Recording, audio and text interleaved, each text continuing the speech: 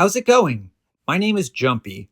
I mentioned Pacific Rim in my last video, and I considered rewatching that movie, but I decided to revisit another Guillermo Del Toro movie instead. His first film from 1992, Cronos. I think he has a very solid track record as a director. Crimson Peak, Pan's Labyrinth, and The Devil's Backbone are all great. And I really like Blade 2 and Pacific Rim. I might do videos on some of these someday. I recently rewatched Hellboy, and I'll talk about it for a minute because it's so fresh in my mind and because it probably won't ever get its own video. Nothing to do with its quality, just how much I have to say about it. I wasn't the biggest fan of it the first time I saw it, and I think I was just in the wrong mood last time because I really enjoyed it now.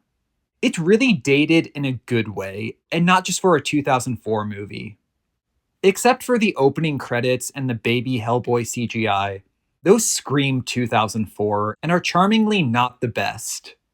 What I mean by dated is that, overall, it's really silly and corny, but I had a lot of fun. I'm more into comic book movies now than I used to be, so that helped. I like that Hellboy is pretty small in scale and that there aren't too many characters or big action scenes.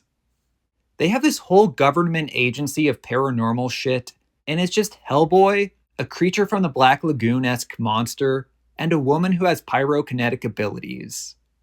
Ron Perlman plays the title character, and he's great. I also watched Hellboy 2: The Golden Army for the first time. It's also pretty good. It has a lot of gears in it that reminded me of the scary Lionsgate logo. Like the first one, I like the cats and all the beast designs. If I have a complaint, it's that there were a few interactions where the humor didn't quite work because they would ramble too much. But it's a small issue and didn't really hurt the movie. I just noticed it more in the second one. Since then, other people have tried twice to reboot Hellboy in live action. I haven't seen them. There are too many Hellboys running around out there for me to keep up. Mimic is my least favorite Guillermo Del Toro movie that I've seen, and I still think it's okay. I haven't gotten around to watching The Shape of Water or Nightmare Alley yet, but I have both, and I'm looking forward to them. But it's been a very long time since I saw Cronos, and it was the Lionsgate 10th anniversary release before Criterion put it out. I liked it well enough at the time, but definitely not as much as Pan or Backbone, and I've wanted to revisit it for a while. In the opening scene, we're told that an alchemist in the 1500s wanted to extend his life, so he made a mysterious Cronos device. He lived 400 years and died in the 1930s only because there was an accident. Maybe my man could have hit the big 5-0. Oh. His possessions were sold off, but they never found the device. We're then introduced to a man named Mr. Grease. Gris. He runs an antique shop, and he's married and looks after his granddaughter, Aurora. A suspicious-looking man comes into the store and looks at the statue and leaves, which brings it to Grease's attention. When it's next to him, some bugs start crawling out, so he investigates it further. Inside the base, he finds the Cronos device. It's shaped like an egg, and Mr. Grease messes with it to try to figure out what the hell it is.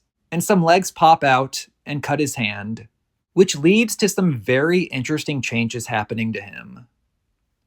Meanwhile, Ron Perlman plays a man named Angel, who's looking for the device for his rich, elderly, sick uncle. He gets a tip about the statue at Mr. Grease's store and goes and buys it. His uncle isn't happy when there's no device, and he eventually meets Grease. The uncle has a notebook explaining how the device works.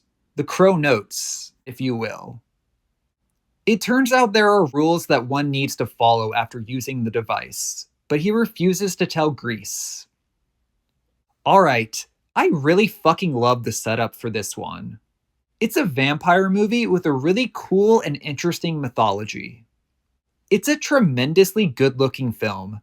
I love the camera work and its fluid movements. A few times it shows the inside of the device with all its gears turning, and it's awesome. Del Toro really loves his gears. Guillermo Del Toro. The movie is very funny at times, and mostly because of Ron Perlman as on Hellboy. He has quirks like wanting plastic surgery and asking Grease which nose shape would look best on him, and shit talking his uncle behind his back. It's an enjoyable performance, but he can also be an intimidating threat at times. What's also really fun is the scenes with the mortician. Cronos isn't particularly scary. There are a couple bloody moments and a little bit of body horror. And I did wince once. Overall, it's not too graphic. It can be uneasy at times, and some things that happen are very sad. There are some genuinely touching scenes too. My favorite is when Aurora sees her grandfather use the device. I've used that word enough times. Let's switch over to calling it a mechanism. She sees that it hurts him, so she hides the mechanism. And he has a conversation with her about how when her father was a kid and heard that smoking causes lung cancer. So the kid flushed Grease's cigarettes down the toilet. The moment in the movie is really sweet, and the two characters have other good scenes together throughout the film. The only thing I'll say about the ending is that I'm satisfied with where the story went. I'm giving Cronos a 9 out of 10, and I highly recommend it. It's inventive, it's fun, I love the look of it, it worked dramatically, and I cared about the characters. Thank you so much for watching.